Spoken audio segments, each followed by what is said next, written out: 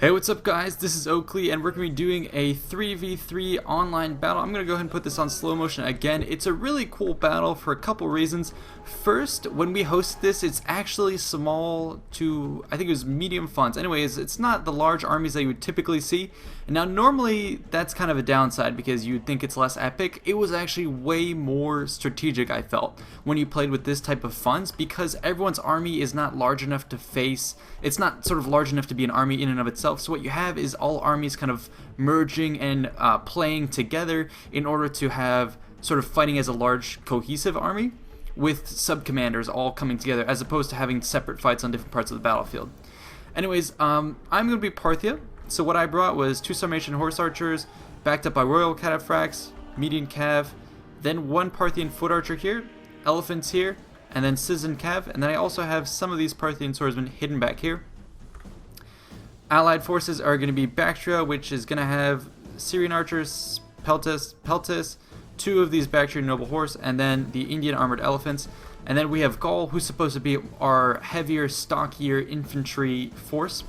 Fighting against us is going to be Parthia, who sort of has a similar build to myself. He's going to have 2 of these Sarmatian Horse Archers, Median Cav, Sarmatian Horse Archers, and Eastern Cataphracts. So I believe he may have some more elephants. Oh no, he invested more in cavalry, so these guys are going to be over here. So I think my elephants do give me an edge in being able to break. However, he break his forces just with like a stampede. However, he has a lot more guys who can bob and weave around our forces.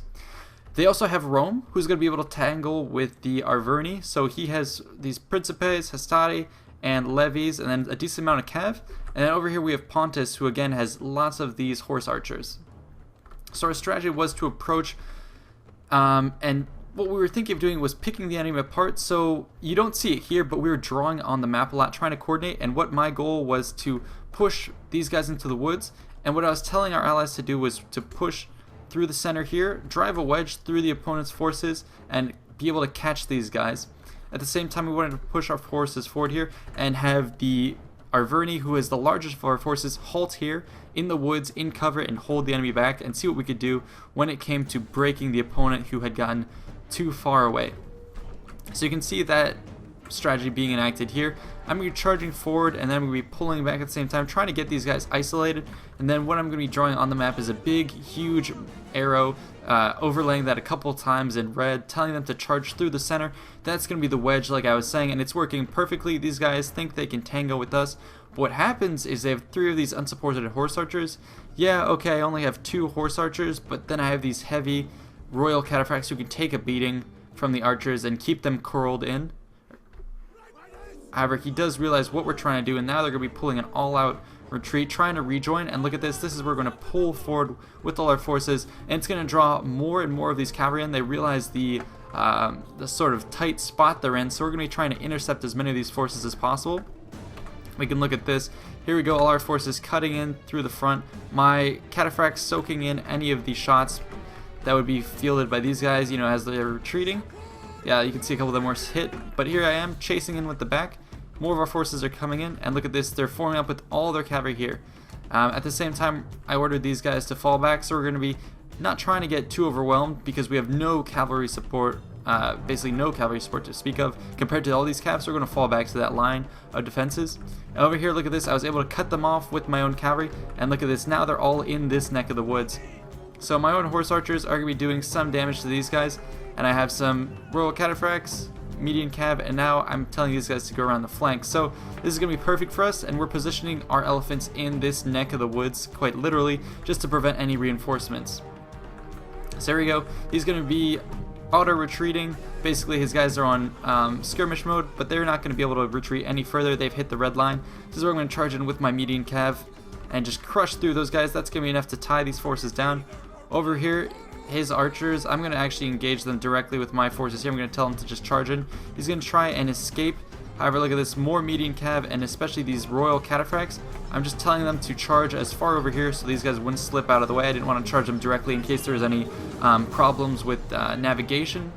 And by doing this, I was able to catch as many of them as possible. And now we're going to crush those 3 horse archers basically for 0 cost. An excellent turn of events for our side. So Romans tried to push forward with the Sarmatian horse archer support. However, we do have enough of our own archers here. and various cavalry to force them back. So that's going to be a pretty good win for us. And we're still positioning ourselves over here with the woods on our right flank to anchor that down. So now we're going to be returning from this victory on this side of the battlefield. He still has a couple units left, but let's take a look at our losses. 20 losses here, that's fine. No losses there. 3, no losses there. So we lost about, another half unit there. So we lost about a unit's worth of troops for the exchange of 3 units. I think that's definitely in our favor. However, it does mean that we have a lot of troops that are too far away. At least they're cavalry, so it means we can move pretty quickly to reinforce. Our opponents are going to decide to be more defensive with their cavalry. However, look at this. They still have a pretty good amount of these cavalry forces, enough to keep us from surrounding the back. So let's see what they go ahead and decide to do with this. These horse archers are having a bit of a hard time getting around the Gallic force here because of the woods and the fact that we actually do have some of these skirmishers who could at any point in time, kind of hide in the woods where they won't be taking too much damage and try and do an exchange. But they're going to be still trying to go around the sides, I believe, in the near future, especially with more of the cataphracts and other various troops that are going to try and overwhelm this flank. So that's a good move. However, here we go. We're going to be moving up to try and pester these forces. The Bactrian Peltas are going to try and get in range. However, keep in mind that we do have Eastern archers facing against us, so those are going to outrange us. The main advantage we're going to have here is as soon as we can get this entire flank moving, these are my elephants, and these guys are going to be able to crack any of these forces, especially if I could get those in the Roman equites. It's going to do a lot of damage. Here, he's going to seize on an opportunity to charge forward, potentially get these Eastern archers who have gotten too far out. However, we do run the risk of getting countercharged by the cavalry. You can see them doing just that. And these archers have steel balls on them. They didn't even run, and they just get off some volleys against our retreating guys. So pretty good move. However, he did move them directly into the forest so they wouldn't take too much damage. And now he's countercharging with more of these forces, forcing the Peltas back. Over on this flank, they're preparing for their cavalry engagement. However, Arverni has decided to charge out right here. That's a pretty good move. We're just going to try and completely envelop these guys here. And I have my own horse archers, 2 of them, attacking his Celtic light horse. I knew that would be a good idea, mostly because if I can get rid of those guys, that neuters his mobility. We're landing more of these probing cavalry strikes just to bait and pull them apart. He's starting to get some spears around the flank. However, we're going to realize that this is going on and detach some levy freemen and some of these Celtic warriors to deal with those. That's going to be very easy to do, and these horsemen are going to pull up right through the center. And keep in mind where we're positioning our elephants. 1 to attack from the front here, another to go through here. He's going to decide to countercharge with these Roman cav. A pretty good move considering I have 2 horse archers and none of the rest of my forces here. My median cav is going to decide to just hold steady and allow the elephants to take this charge. They have a lot of beefy health, and especially these guys, I'm putting them on heavy shots, so they're going to be able to start picking away at his Roman cav. You can see me here starting to deal a little bit of damage to them, and now I'm going to go ahead and decide to countercharge with all my forces. It's going to tell him to go back. Eastern archers putting in the damage, and now we're charging with most of our forces. Put this on slow motion. We did lose some of our light horse to combined archer fire. He's starting to overwhelm that flank. However, he's getting his noble cav to force those back. So it's kind of a holding position here, allowing us to go and do as much damage as possible. What we're doing with our horsemen is corralling these guys into a smaller and smaller position. The Romans are going to be forced to reposition. As they do, that's going to open up it for a charge from these Celtic skirmishers who can do a lot of damage to the Romans once they try and reform, and then these elephants to charge back in. These horse archers are trying to keep these skirmishers from doing too much damage, forcing them to reposition and allowing us to get closer. Especially with my Peltas, I'm deciding to target his levy pikemen here. At least I'm going to try and get in range and do that damage. And then my archers here, I told him to just charge in, get as close to the enemy as possible, keep telling his, sort of forcing his guys to react and push to the front of the pikes. That's the last thing he wants. And then I pull back, all the while getting shots and positioning these elephants in the back. That's the last place he wants to see elephants. Continuing to bait and kite here. This flank, we're going to start losing more and more men. However, it's fine. It's just supposed to bide for time. Do charge into the Principes. However, Eastern archers are going to be pouring in the fire. Any of his troops that do get too extended are going to be charged by this combined army. He does get some of this charge off on our men. A very good strike. He's taking out our cavalry here. However, look at all these infantry descending on his position. Romans are now going to decide to push through the center, reinforce this. What that does is it creates a power vacuum, allowing my guys to move in through here. and these elephants are ready to ward off any of these Romans who are pushing through here. So it's kind of, it's sort of evenly fought, you could say, because this flank is being overtaken. However, at the same time, we're overtaking this flank. I think the deciding factor is going to be the elephants that we have here. Elephants, of course, once you get them in the crucial position and they charge in, they do tremendous amounts of damage. So we could wipe out this army very, very quickly, considering how light it is. Especially with the elephants, who are going to be told to just pull right through to these Romans. They don't have very many spears with them, so it's going to be the perfect target for elephants once this has been opened up. However, look at this. All of the forces are now swiveling around this side. My guys are kind of exposed here. However, I did keep back some swordsmen to ward the opponents off, but we still have a lot of these light troops who are open for the attack. I'm going to go ahead and put it back on play. I'm just biding my time here, telling my guys to specifically pick off his pikemen here with heavy shot. Once those guys are broken, he has absolutely nothing to keep us from creaming through here. So holding my elephants back, keeping them from being sent into rampage mode. He's continuing to flank around here. He's going to try and charge into my skirmishers here. Probably a good move. I'm going to move back with my Royal Cataphracts here. Let's go ahead and put this on slow motion. Celtic use were thrashed, and now this flank is completely surrounding the Celtic horde. However, Rome would probably be able to beat him, but what we have is elephants coming in here for the charge. Over here, I'm continuing to keep Rome from being sort of overcommitting over here and doing too much damage. So I'm keeping them back, and at the same time, the force that was trying to get around our backs is now going to be facing my heavy cataphracts and also my own swordsmen and archers here. I'm telling them not to target these guys who are in the woods, but rather to target the forces here. So these guys are going to collapse, especially when fighting against the elite, or no, these are just foot archers, but still, this close range, yeah, I can shatter units very easily. Cataphracts are going to ward this force off. However, we do have these enemy median cav just getting into the thick of it, but we do have reinforcements. Now the Romans are going to charge in, countercharge my Sarmatian horse archers that I had sent into here to soften up his forces. They were kind of out of ammo, so I just sent them in to cause him to waste a charge. Now his Romans are out of position. It's going to line up the assault for my elephants at this flank right here. They're going to be coming in, and this is going to be a perfect time to engage. These Indian armored elephants are going to be doing a lot of damage, and right here into this spear formation. May not be the best tactic, but these guys don't have the highest attack. And especially if these guys went uncontested for a while, they may die due to all these levies and javelin, but here comes my forces.